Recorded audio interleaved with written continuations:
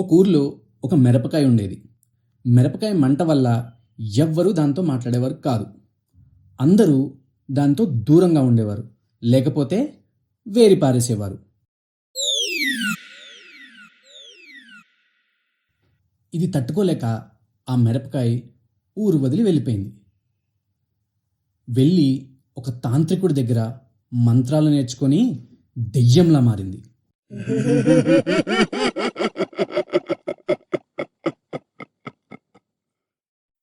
దెయ్యంలా మారి ఊర్లో ఉన్న పిల్లలందరినీ చిరాకు చేయడం మొదలుపెట్టింది.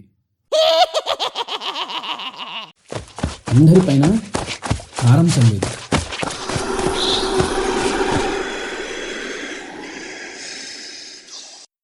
ఆ కారంతో అందరికీ మంట పుట్టి ఏడ్చేవారు.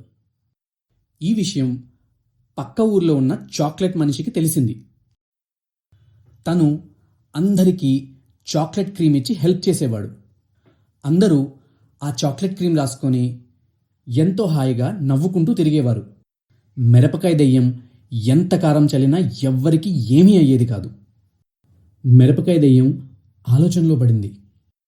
ఆలోచనలో పడి పిల్లలకి ఎవరు సహాయం చేస్తున్నారో తెలుసుకోవాలనుకుంది.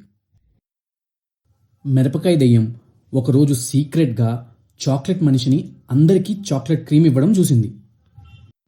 అది చూసి మిరపకాయ దెయ్యం అస్సలు తట్టుకోలేకపోయింది.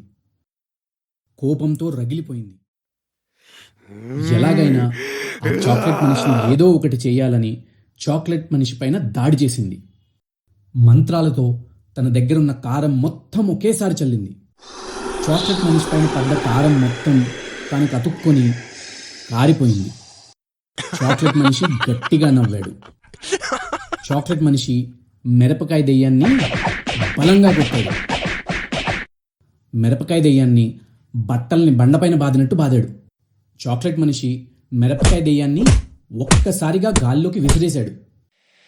మిరపకాయ దెయ్యాన్ని గాల్లోకి విసిరి చాక్లెట్ మనిషి ఒక చాక్లెట్ సముద్రంలో మారిపోయాడు. మిరపకాయ దెయ్యం ఆ చాక్లెట్ సముద్రంలో పడి కొట్టుకుపోయింది. అప్పటి నుండి ఊర్లో పిల్లలందరూ హ్యాపీగా ఉన్నారు.